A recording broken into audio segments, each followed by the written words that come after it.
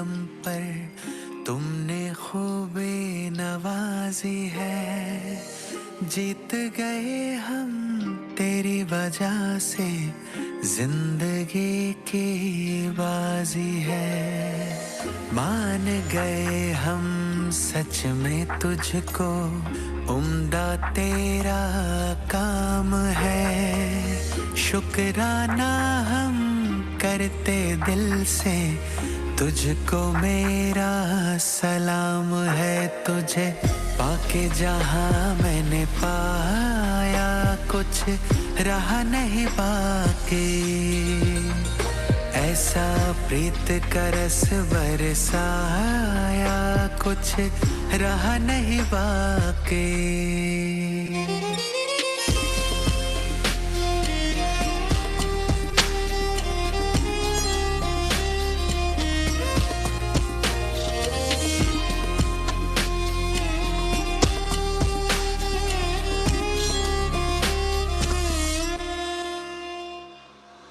तुम्ही ने पहचाना मेरे ख्वाबों की इस तर्ज को, तुम्ही ने तो कबूल किया है दिल की हर एक अर्ज को।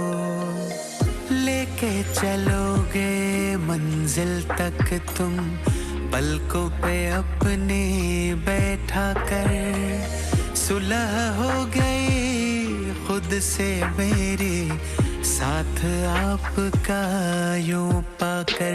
तेरे संग का रंग ऐसा छाया, कुछ रहा नहीं बाकी।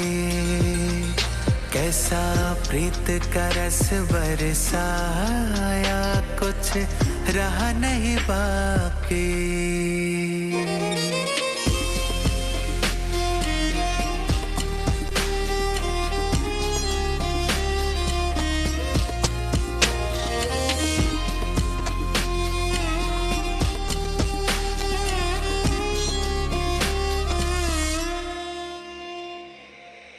तेरी मेहर है सबसे अव्वल, इसका जलवा आलीशान। चैनो सुकून का ये है दरिया, रूह ने पाया इत्मीनान। तेरी बदौलत सब हासिल है, मुझको ये एहसास है। नामुमकिन अब कुछ भी नहीं, तू जो मेरे पास है। तुझे पाके जहाँ मैंने पाया, कुछ रहा नहीं बाकी। ऐसा प्रीत का रस बरसाया, कुछ रहा नहीं बाकी।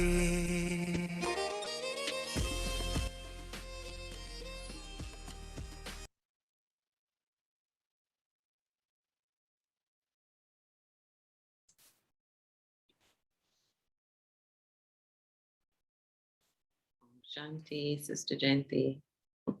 Om Shanti. So, wa my fortune, wa Baba wa. That's all I want to say.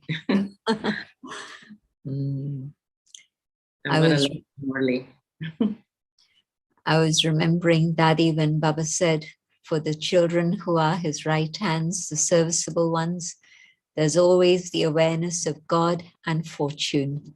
And so Daddy's comments, on one side, I have God, on the other side, I have my fortune, Bhagwan or Bhagya.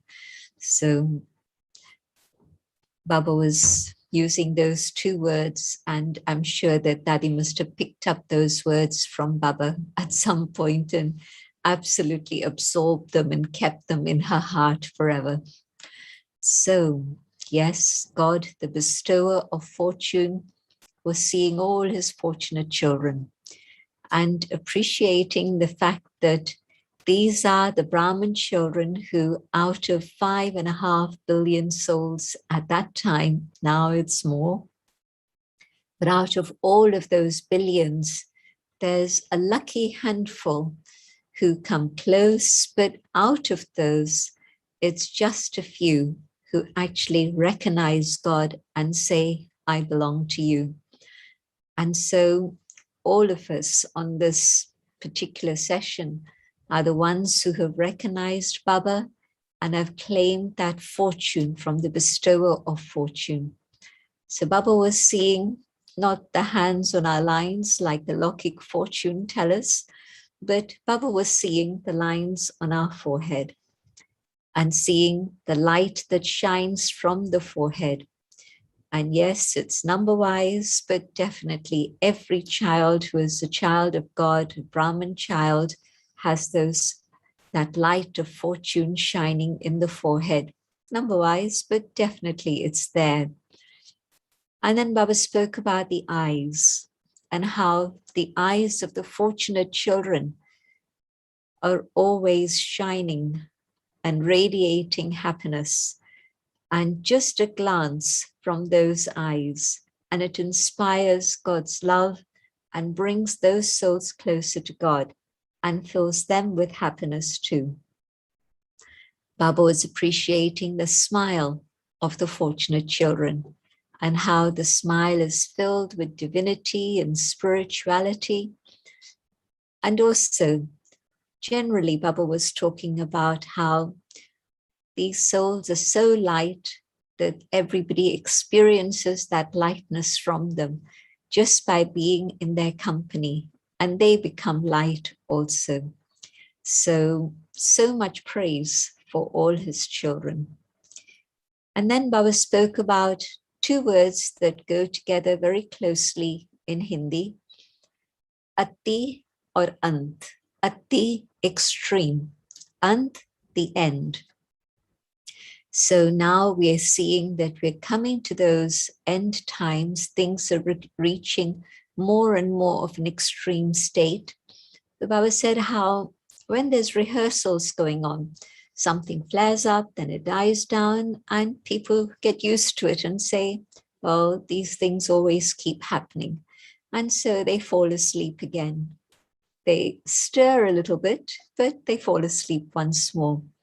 But as time truly comes to its end, there'll be more and more extreme situations.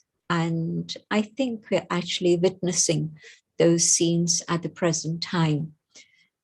Maybe things are going to get much, much worse, but they're not so good at the moment anyway. And as people see all of this, they're going to have limited disinterest in the sense that it's the reaction to what they're seeing.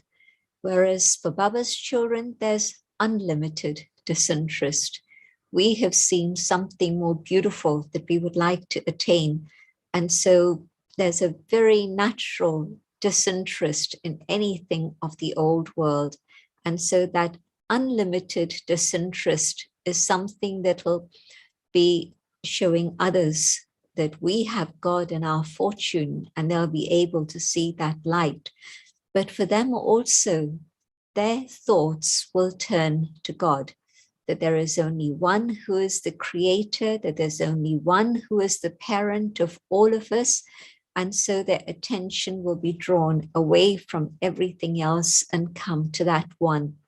And it reminded me of the fact that during COVID, it's still ongoing, of course, but especially when it was at its peak at some point, then at that moment, I understood that there were more people searching for God on Google than ever before. The two most frequently asked questions were about God and about prayer. So it just gives an indication that yes, when it's difficult times, then people's focus turns to God, even if they don't know who he is, but they're searching, they're looking. And there's something within them that tells them that there is somebody up there. And then Baba took up the whole story of our fortune and our timetable. And so how right from the time of nectar, Amrit Vela, Baba comes to invoke us, Baba comes to awaken us, Baba's waiting for us to come to him. And also Baba saying that when the deities, people think that the deities are gods, and so they ring their bells to wake up God. And I thought to myself, well, that is incredible that people should think that God goes to sleep. But in any case, God is the server who actually comes to awaken us. And sometimes people will say that even though they don't want to get up, somebody is calling them, somebody is waking them up. And Baba's giving a very sweet invitation. Come and sit with me in the highest place, the subtle region, or Paramdham, and just experience what it's like to be Bab Saman. A very powerful and beautiful invitation from God. And it's an invitation that's only possible at Amrit Vela. And Baba saying that, well, the place itself is something that gives you a different consciousness.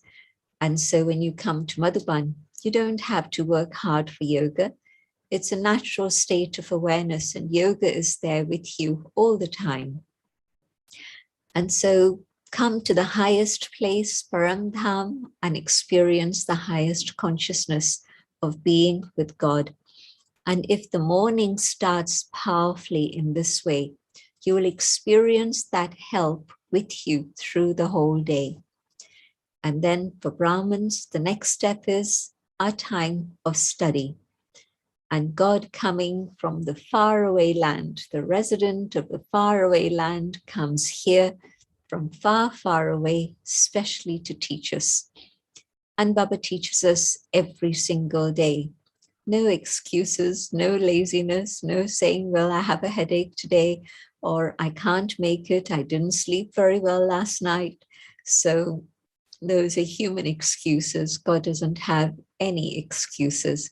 And so Baba is there every single day to actually be there to teach us. I was remembering again a story from Dadi, that when Baba was in hospital and there'd been major surgery, and Baba couldn't speak at that moment.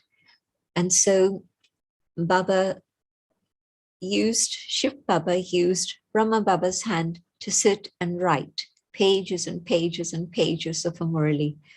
And this is what then was circulated to Baba's children. This would have been in the early 60s in Bombay. So Baba going through that period also, and even though the chariot wasn't okay, yet Baba never missed a day for the Murli. And so Baba making sure that the teacher is there every single day to help the children. And then Baba on duty, on call, tireless all the time. And so saying, well, how come you children get tired? Look at your father and see how tireless your father is when he's serving you. And of course, yes, for us, a very beautiful thought. The one who is above is the one who's working through us. And so not that I do this or I have to do this or there's so much that I need to do. No. Baba is Karan Karavanhar. He's working through me, and it's Baba who's getting it all done. It's Baba who's making me move from here to there and there to there. And so just have that total faith and awareness that Baba is the one who is doing it all. And Baba's very interesting point that as soon as you think you're alone and I have to do it, well, that's you opening the door. And of course, if you open the door so sweetly for the thought of I and I and I, then Maya's just waiting to take her chance, and Maya's going to come in through. And so Maya is then going to take over. But if I always have the thought that Baba's with me and Baba's always the one who's doing it all, then I can stay very light and carefree. And then Baba explaining very much the whole subject of how if there is this awareness of the Lord, the Master, the one who's in charge doing it, then the child can be carefree completely. If the child thinks, well, I'm in charge, well, fine, do it. In Hindi, they say, bada hona ka matlab bada dukh pana. The bigger you are, the bigger the problems you have to deal with, and the greater the sorrow you take. And so I'm not the big one. The big one's up there. The big one is the one who's in charge, and he is responsible, and he is happy to take responsibility. And so let me be the child, leaving it to the Father, yes, doing what I can to the best of my accurate possibility. So I'll do whatever it is as possible, but he's the one in charge. And where there's this consciousness of, I have done it, I am doing it, then that becomes a burden. Then it's no more elevated karma. When there's pure consciousness and elevated karma, the result of that, the fruit of that, your happiness and your lightness. And so to be the angel, remember that he's in charge and he's doing it all. And then you can be absolutely light and fly without the bondage of karma. Angels are engaged in good karma. They give God's message. They bring peace and love to the whole of humanity, but they're not caught in the bondage of karma. They do a lot, but they're not caught up in the bondage of karma.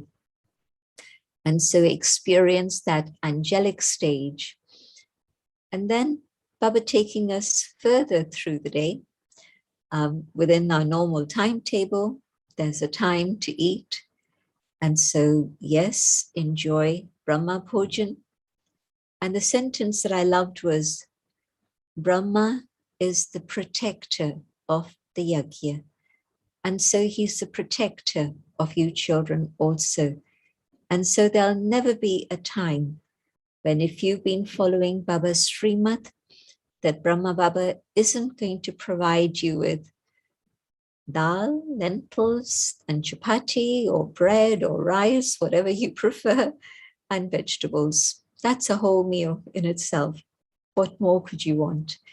And so Baba is responsible to protect the yajna and to care for every child of the yajna. But you have to remember that you're a trustee, not a grasti, a householder. A trustee says, all of this is yours, nothing belongs to me. And the householder says, this is mine. And whatever you have is also mine. But in the case of a trustee, everything belongs to God in a very real and practical way. And even if you're running a household, a family, you have responsibilities, you have a job, that's absolutely fine. Because what you also do is to make sure that whatever you have, you first put into Baba's bhandari, Baba's box. And if you're contributing in that way to Baba's box and you have the consciousness of trustee, then you are part of the bhandara, the whole treasure store, and the innocent Lord is going to be taking care of you. And so your thought and Baba's thought, your thought, I'm a trustee, and Baba's thought, you're my responsibility. And everything gets sorted out. And right through the kalpa, Baba will take good care, not even just half the cycle, but definitely through the whole cycle. I believe this absolutely. But yes, I have to make sure that I remember to be a trustee and hold everything in trust for God. And then Baba's also talking about how to go to sleep. So Baba does want you to have a good rest. Baba does want you to sleep. Baba's not denying that at all. So yes, we have to be the conquerors of sleep, but at the same time, to be able to sleep so sweetly that it's like a child in the father's lap. And so Baba will sing a lullaby to you. Baba will come to you if you invoke Baba, and Baba will sing a sweet song of the lovely child, the sweet child, and send you to sleep. And so everything in Baba's hands, in that awareness, absolutely, and then no troubles, no problems. Baba said that, if you're just calling God at a time of need because you're presented with a difficulty, then yes, Baba will help you. But then what happens is that you get so intoxicated that you forget about everything and you forget about remembering Baba. But if you were to remember Baba and do the right thing at the right time, according to Srimad, there wouldn't be a problem that arises. And so a very good mantra to keep in mind, not just to call out to God for help at a time of distress. That's what bhagats do, not the children. The children stay with Baba so that there is no problematic situation. Or if there is, Baba's able to give you the touching to be able to resolve it and deal with it. And Baba gave this very interesting example of how, yes, what you have to do is just keep the right consciousness and have the intoxication of your fortune. Just keep remembering that and you'll be able to experience power through that remembrance.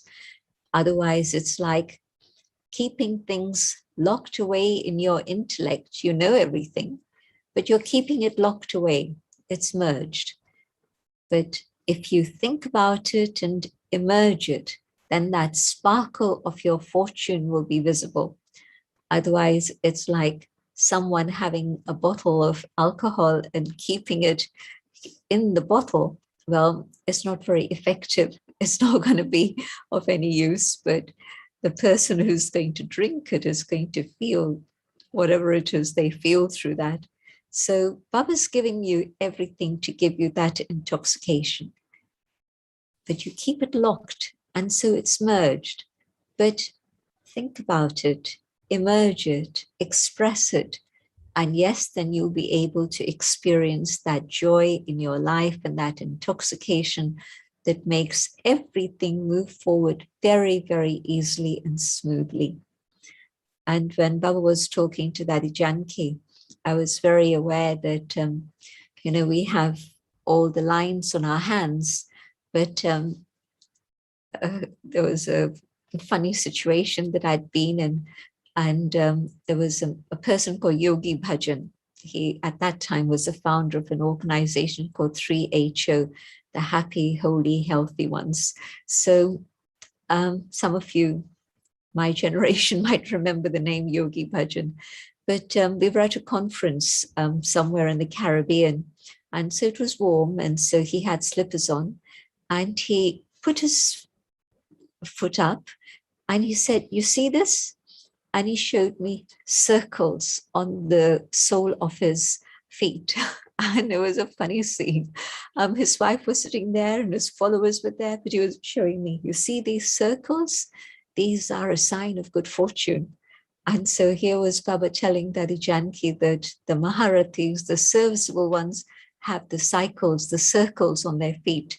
It's been translated as wheels, which is also accurate. The wheels of service turning and making you move. So whether it's car wheels, whether it's airplane wheels, or whether it's the wheels of fortune, but I never had a good look at Daddy's feet to see if there were wheels in that way, and circles in that way. But you have the wheels of fortune, the circles of fortune on your feet. And so wherever you go, whatever it is you do, there'll be service in that. And there's always things about Daddy that come to mind in so many situations. And in the last several years, when she'd be sleeping, we would see that sometimes she's doing this. And it was the reminder that she loved giving toli. And so it was like, even in her sleep, she was giving toli. And sometimes she would even say to Hansa, "I haven't finished giving toli. Don't wake me up now. Wake me up in 10 minutes. I'll have finished giving toli by then." And so even during sleep with Baba, but also on service, giving toli. And so service at all times, and of course, creating the fortune of others through service also. So I don't remember what the reason was for her going to Bombay and then Kurukshetra, but Baba's comment that whatever the reason is, there's always service merged in that. And so Baba's blessing for all of us also. Wherever you go, there'll be service to be done. Wherever you are, there's lots of service. And so just distribute fortune, whatever it is you're doing. So a very, very lovely Murli. But that's every Murli, isn't it? We always enjoy each one of the Murlis that Baba's speaking, whether it's a Sakar Murli. The Sakar Murli, you have to churn a little bit more to get the beauty of it and the joy of it. The Avyakt Murli, that's very easy. It's very powerful, and just follow it through. Even if you remember these few words, God and fortune always with you, you will feel that intoxication with you through the whole week. Let me stop here. Om Shanti. Thank you, gentlemen. Clear as crystal clear, I would say. And Murli was also simple, and you've made it ever so clear. So, gentlemen, what I thought today is perhaps if we can talk about purity, because we have just passed Raksha Bandhan. And I thought that would be a good topic to take up. And then towards the end, we will also hear about Dadi Prakashmani, because her day is coming. So let us begin maybe from the Copper Age. So, Jennifer, what do you think was the feeling at the loss of our purity? And were we aware that we're losing the purity, or what do you think was happening the moment we lost our purity? I think that at that moment, we really were so drawn into the senses that we wanted to experience that physical pleasure. And so there was no gyan in the soul. But I think that when we lost that purity and we saw literally everything fall apart, those deity souls, when they came down into that birth in the Copper Age, and they witnessed, at some point, there must have been witnesses of that scene. Deities don't experience sorrow, so I think it would have been just in that first birth that, there's a loss of purity, but also they go through the horror of losing everything that was there in the world of heaven, and that disappeared. That transition must have been quite a traumatic transition also. We don't know too much about it. Baba hasn't gone into that sort of detail, but if you've ever been through a major cataclysm in that way, whether it's a tidal wave, whether it's an earthquake, and much has been lost, then you know that it leaves the soul with a very heavy heart. And so I think that further would have then made them seek human comfort and human company. And the whole thing about attachment and possessiveness also came onto the scene. The whole story of Pandora's box, and you open it and everything flies out at you.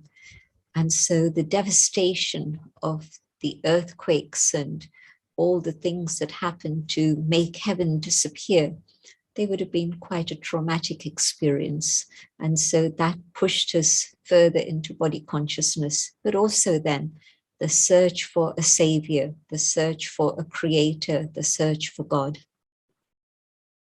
And I guess we didn't realize that purity really was the root, the basis, the foundation of all our happiness, right? So and then we get stuck in the limited, right, gentlemen? Yes, I'm sure that, that image of Pandora's box, it begins with a desire for pleasure, and you open that box and then you're totally overwhelmed by everything that happens after that. So not a very good experience, but it happened. And so the good thing that came out of it, it made us search for God. And so the path of devotion, if there's, like the symbolism that they have in China, so where there's the light patch, the dark patch is that we don't know ourselves and we don't know God. And within the darkness, the light patch is that this is where we now begin to search for God. Otherwise, in the golden and silver ages, the dark patch, we're totally disconnected from God. And here we're trying to regain that connection. So there's some bhavna, there's some love. Just imagine the deep, deep love that the soul of Brahma Baba in his role as King Vikramaditya in the Copper Age, building the Somnath temple, a temple of such glory that it could have been looted 17 times. And gentlemen, I remember one of your classes in which you said that if you look at the circle, then at the Copper Age, we are going upwards again. We were falling, golden and silver, but then we're working our way back upwards, as you said, to God. Yeah.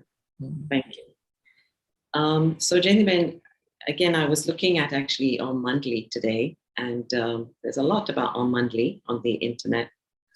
And of course, many of the issues that came up in the beginning were about purity and basically, trying to spoil, it was, we say, character assassination of Brahma Baba.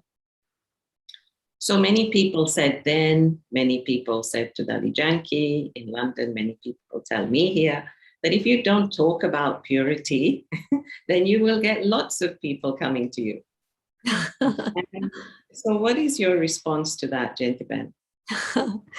It makes me laugh because I know that if Baba was seeking popularity, then there would be 3 things that Baba would never ever mention.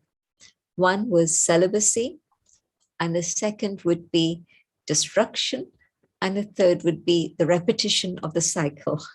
These 3 things are the big, big sticking issues for any Brahmin soul. But yet this is what separates the Brahmins from everybody else. Speak to a Brahmin soul and there's within their hearts, within their conscience, even if they're struggling for purity, and for some it has been a struggle, but their conscience recognizes and resonates with this concept of purity. And the other thing is that when you talk to them about the repetition of the cycle, somehow they understand that. They when I first started teaching properly in India, it was like a game, I taught, of course, the 7 days course I learned there.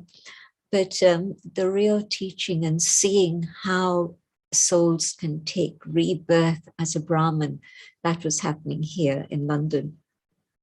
And I would be amazed at Baba's magic, that logic was whatever it was, but somehow a Brahmin soul resonates with that concept of an eternal cycle and the repetition of the cycle. And also they understand that this is the world that is Kali Yuga. We don't want this anymore. There's another brighter future, better future ahead. And so Baba wasn't seeking popularity. Baba came to reveal the truth. And the truth is that purity is at the very heart of freedom from all the vices, freedom from bondage, freedom from dependency. Purity is freedom. And Brahmin souls are going to understand this and want to follow it in their lives. And so it's the filter that separates the Brahmins from all the rest.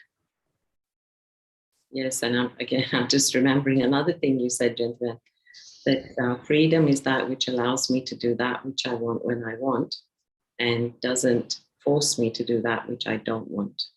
Right. That's more. Yeah. Okay, gentlemen, here's another question. So there are two schools of thought, right? One is that we are very pure, and this dirt is just on the surface. And part of our effort is to remove the dirt. And then the other form of thought is that we have become impure and we have to imbibe purity again. So is it that we use whichever thought works for us, or is there actually truth in any of this? For me, any analogy only goes that far. It doesn't go all the way. And so I would say that there's some aspect of truth in both.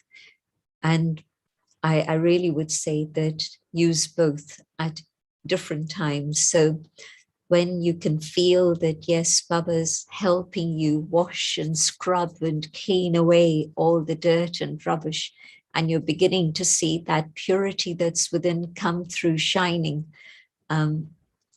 take that on board and use it.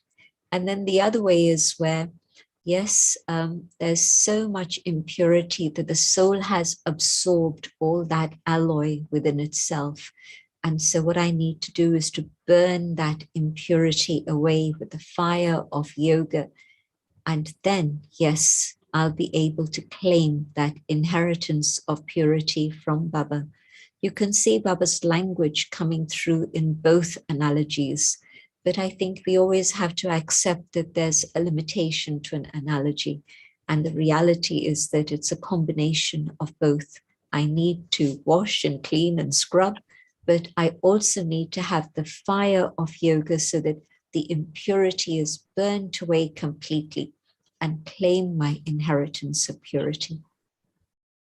And so, gentlemen, what about our sanskars? Is it like, again, some people say that our vicious sanskars get put at the back, like at the back burner, and then they emerge at the copper age. Is that so? My understanding is that everything is recorded in the soul indelibly. It can never ever be erased, because then the part would be erased. And what Baba tells us, again, it's another analogy, but it's the record, and the old-fashioned record. And so the needle comes on the right groove at the right time, and whatever is the music there emerges and then folds back within. And so definitely everything is recorded in the soul, and nothing is going to be able to remove that. This is how the cycle is able to turn. It's not a new recording that we're able to do every single time we go through the cycle, but it's there. So that recording of becoming a Brahmin is there, and it emerges. And some of us have had that experience that it can be quite a dramatic moment in which that recording emerges. And for some, it's the experience of gradual, the music gradually comes to that point where there was slow recognition of maybe vegetarian diet, of maybe alternative health systems. But then you come to a point where, I'm now a Brahmin, and it all fits in and it makes sense. So whatever it is I've done is recorded, and it's never going to go away. It's there for eternity, through eternity, every cycle. Beautiful. And so in the same way, the virtuous sanskars or the golden aged sanskars are also there. So we should focus on that. So absolutely, just in the way that before I become a Brahmin, I could never, ever have imagined that I was going to be following this lifestyle. And that's true for most, I think. It was a surprise to them that they turned around and became a Brahmin, and the Brahmin sanskars emerged. So too the deity sanskars are there. And this is why Baba keeps reminding us, have that intoxication of who you truly are and emerge those sanskars, but do it now. Because when else are you going to do it? If you don't experiment with it and allow those sanskars to emerge today, they're forever going to stay merged. And there's no mechanism to make them emerge in Satyug just by chance. you have to emerge them now with Baba's help. Yes, lovely, gentlemen. Thank you. And again, this is a very common question, gentlemen. Many people say that, well, Brahma Baba had a married life, he had children, he enjoyed himself. And now he's asking us to live pure. What is your answer to them? They're looking at only one part of Brahma Baba's Dada Lekraj's life, but look at the totality of Dada Lekraj's life. He could have had just luxury and comfort and the prestige of the community and the honor and privilege, and yet he was able to sacrifice all of that. So if I'm following in Baba's footsteps, there's a lot more than just one aspect of purity. And yes, for him, it would have been a natural choice at that age to move in that direction. But look at all the things that he did just consciously. He didn't need to do any of that because that was, part of what he had earned. He had earned the respect and with his high ideals, the honor and praise that was being lavished on him. But he was ready to do all of that, finish with it all in a stroke, just simply through God's visions and the experience of God calling him. But on the other side, look at Mama. And Mama, absolutely 16 years old, totally pure, and yet, of course, not the same background as Dada Lekraj, but yet she also making a decision for the rest of her future just overnight, absolutely. So follow what you wish, but follow the highest that Brahma Baba did, follow the highest that Mama did. And so you'll find something to relate to within the lives of both of them. Yeah, very nice, gentlemen. Thank you. Jennifer, can we move on to purity of money? And this question comes up here because we have quite a few mothers and maybe the rest of their family are not in gyan. And so there's always this question of their money is pure, but then it's being given to children or other expenses, which may create negative karma because it's being used for meat or non-BK energy, let's say. So again, what is your advice on that? How to use the money so that you incur less karma? I think that it's very much a question of the individual being able to see the difference between responsibility and attachment. And it's very easy to merge both those things together. Here's a real life example, modern times here in London, currently, a little while ago. An Indian family, and at first, when the parents came to Baba, the husband came first, the wife came through her own awareness, very, very smoothly, very easily, so no problem there. 2 young daughters, and the father, they would come to class and they had a lot of love and friendship with all the sisters and everything.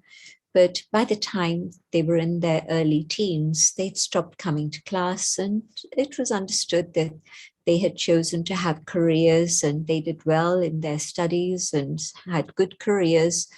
And the father sat them down and told them that I love you and I'm glad I've given you a good education and you've had a comfortable life, which they had. But now I must also tell you that I won't be providing any money for your marriage. You're very welcome to introduce me to your boyfriends and I'll meet them and I'll respect them and love them. But you have to be responsible for whatever are the expenses for your wedding and further things after that also. Now, for a traditional Hindu father to say that to his children with his wife's blessing and support Because if the wife had said, no, no, no, no, I must give jewelry to my daughters. This is the tradition. I must give a trousseau. That's the tradition. The girl's parents have to pay for a big lavish wedding. No, she supported her husband. And she'd been actually working also, so it was her income too.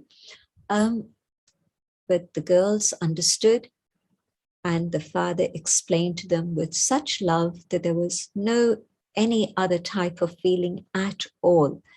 They accepted it, and they didn't have lavish weddings in the way that so many people do. They had simple weddings, but that was fine. That's what they wanted. And they have a very good life in the sense that they have love for Baba, but they have their own domestic life and situation. But they've created a life based on good values. So they've taken that from Baba, and they're okay, they're happy. Now, the father could easily have been swayed by the emotion of a daughter saying, oh, but Dad, you have to organize something very special. But no, he put it to them in a very simple way, very matter of fact, and they accepted. So this is one example of a family I know in recent times, not even Brahma Baba's example of 80 years ago in the world then, but recent times. So I think the parents have to understand, am I using my money for giving my children a good education, which is true, which is important? I'm giving them a foundation for their future. I know that now we're looking at things in a very short term, but still, education means that the child is being trained properly to think in a logical, reasonable way. Now, I don't know whether people would consider today's education as being able to do that. But traditionally, this is what education was for, not just claiming a degree, but helping you think through things clearly so that you were able to understand what was going on. So there are things that are important that parents need to do for their children.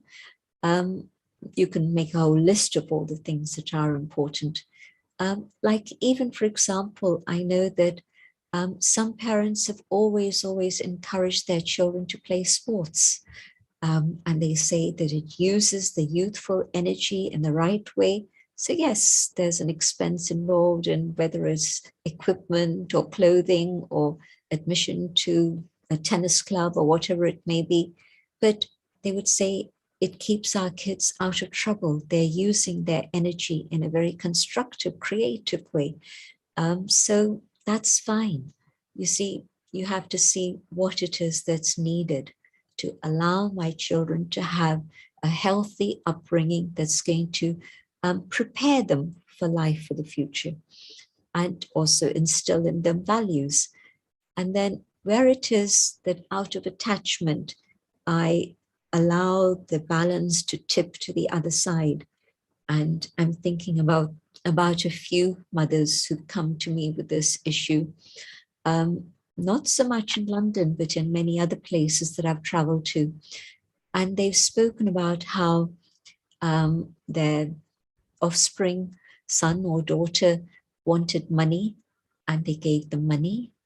And then the demands continued to grow. And they finally understood that their offspring was involved in drugs. And so then they started to tighten up. And then the child, now a teenager, would take from the mother's purse. He knew where the purse was, and so he'd go and help himself because the mother wasn't giving money. And it led to quite a traumatic situation for the mother to deal with. What shall I do? And she then decided that she would offer him the opportunity to be in a rehabilitation center. And the child accepted that. And that did make a huge difference in his life and, of course, the whole situation with the family. So you're faced with difficult choices. Parenting in Kali Yuga, at the end of Kali Yuga, is a very, very challenging task. But with Baba's help, it becomes easier than it would be otherwise, that's for sure. Another parent told me how they had to sit down their 15-year-old and literally lay down the law. If you want to stay in this house, you have to follow the rules of this house and come back by such and such a time. Once you go to university, you're 18, that's your choice, whatever you do. But while you're in this house, you follow the rules. And so that teenager, again, was very grateful that things had been pointed out. And because it was like the father said, the child was pushing to see what limits there were. And when the limit was finally reached and was explained, the teenager was okay about accepting that limit. So what are the demands that are being made on me? Are they reasonable or are they unreasonable? And can I fulfill them? Should I fulfill them? These are all the questions that are very different in every situation, but a parent has to understand, and with Baba's help, then do what is best. Lovely, thank you, gentlemen. And also, gentlemen, this question where people think, Lokik people think that purity is not natural. And so how to explain to them, if you can kind of give us a little snippet of how to explain, because I think sometimes we make a mess of this. We elaborate too much or we don't say the right things and they don't understand clearly and it messes things up. So how would you explain purity to Lokik people? I would say to them that it's personal choice and it's nobody imposing anything on anyone else, but I have chosen to follow the path of purity because I know that this can lead me to deeper spiritual experiences, and I want to make that happen for myself. So take it absolutely on the personal level, not an organizational thing or an institutional thing, but no, this is my choice. And if I wanted, yes, I could go find a boyfriend, I could go find a girlfriend, no problem. But I want to be able to go onto a higher level of consciousness, and my instinct tells me that if I keep a path which is of purity, it's going to help me get there. And so nobody can challenge you on your personal choice. Lovely, gentlemen. Okay, we'll take one or two questions from the chat, gentlemen. So this is a question. Brahma Baba had a reference point in the subtle region, right, to know about his celestial degrees. So what about us? What can we do to know our celestial degrees? Baba has told us that every Brahmin has an angelic form in the subtle region. And so the effort now is to be able to connect with Baba, Shiv Baba, go to the supreme abode, and then come down to the subtle region and take on your costume of light and feel it. And to realize that this also belongs to you. When you're here in the physical dimension, you're so connected with this, it's mine. Nobody else can pinch this costume of mine, it's mine. But equally, there's a very specific costume waiting in the subtle region, and that is also mine. It belongs to me. So you don't have to worry too much about, is it 15 degrees or 16 degrees or 14 degrees? Just claim that costume as your own. And when you come back down here, experiment with walking in that costume, moving in that costume, working with that costume, giving drishti through that costume. And the degrees will continue to increase all the time. So, gentlemen, maybe we should be seeing the soles of our feet to see how many Circles there are a lot.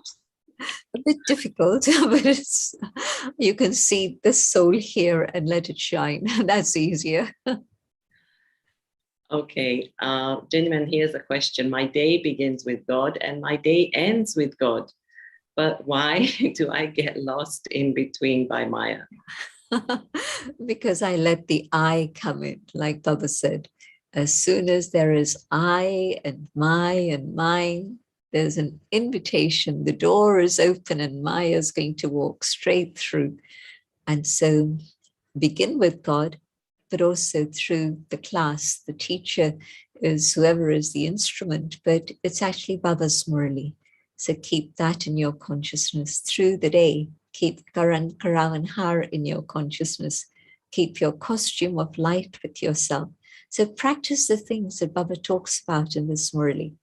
And you feel that, yes, at the end of the day, you're able to sleep in God's lap. Thank you, gentlemen. If there is a feeling of loss in a relationship towards someone, could that be considered as impurity as well? I guess that's attachment, isn't it? I was going to say, it's attachment, but also it's causing me sorrow. So do I want to carry sorrow? And yes, sorrow is impurity. Because if I'm experiencing sorrow today, then I'm going to definitely give sorrow to someone or another, even if I can't give sorrow back to that individual.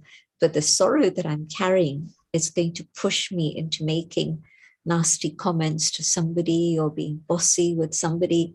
The sorrow that I carry is a great trigger to give sorrow, and that's impurity. And we'll take one more because we have something else also, gentlemen. Okay, what about this? If we did leave gyan for some time, are we damned?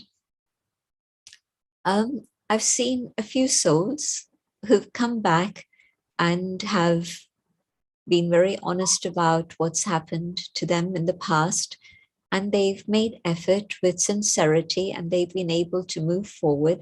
And so I think Baba keeps the door open always.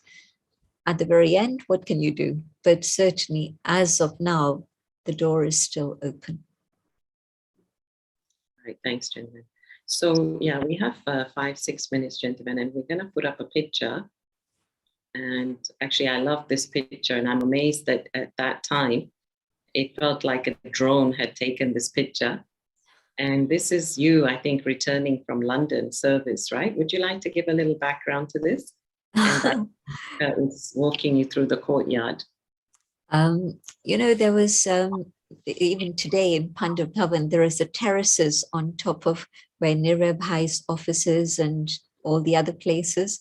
So a lot of people used to capture photographs from those terraces. And I think this must have been that particular moment. I don't remember which trip it is that I was actually coming back from, but when I do see this picture, I just see the love that Dadiji had and the amazing experience of being surrounded by love. So I really don't remember which specific situation it was. Okay, gentlemen. So would you like to tell us one or two stories about Dadi Kumarka? And then at the end, we just have a 1-minute clip about Dadi we'd like to show. Okay, I won't tell you all the usual stories that you've all heard many times about Dadi's amazing qualities. And we've had a list of 25 of Dadi's specialities. And I'm sure everybody's been reading those. They're very, very special. But one particular scene that I'll never forget is we were in a city where, I'll tell you the name, Montreal. We were in Montreal. And it was Dadi and Mohini Ben, little Mohini, and myself. And there was another sister who was at the center, but the main sister, it was a sister at that time in charge of the Montreal Center. She had gone across to prepare the hall. Of course, we always had public events and public places because the centers were too small. And so she'd gone across to prepare, and it was going to be a grand program, and she was going to be occupied basically the whole day. And I'd been translating and speaking, and it had been going on nonstop. So the other sister who was at the center with us wasn't a resident, but she was there just to help us for whatever. So Daddy said to all of us, well, why don't we all just rest this morning? There's going to be another big program later on, and it's going to be very busy, so let's all just rest.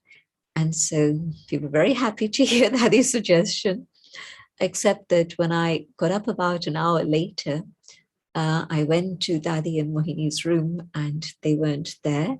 So then I'm hearing a few noises in the kitchen, so I go into the kitchen. And it was an amazing sight. There's the table, and on the table, there's a chair, and on the chair is Daddy. And Daddy is getting a big canister of something from one of the top shelves.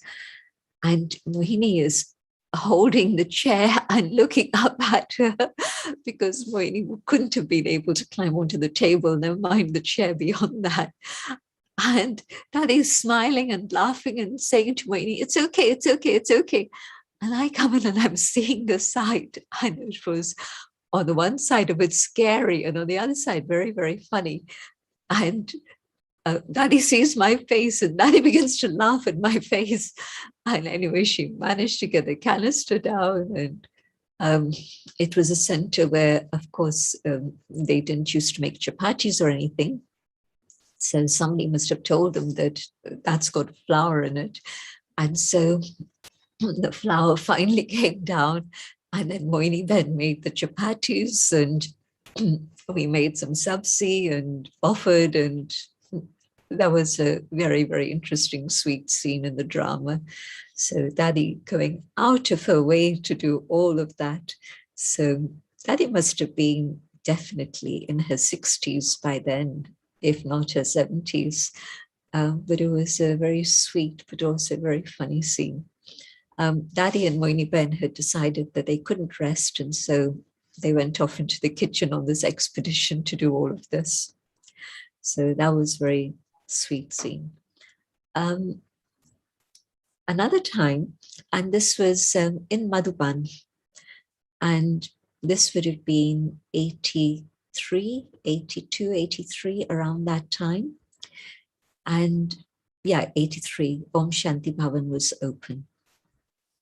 And that is sitting in that front patch of the garden that is not at the back, but in the front of the courtyard. And so you could look into that little space of garden from the courtyard.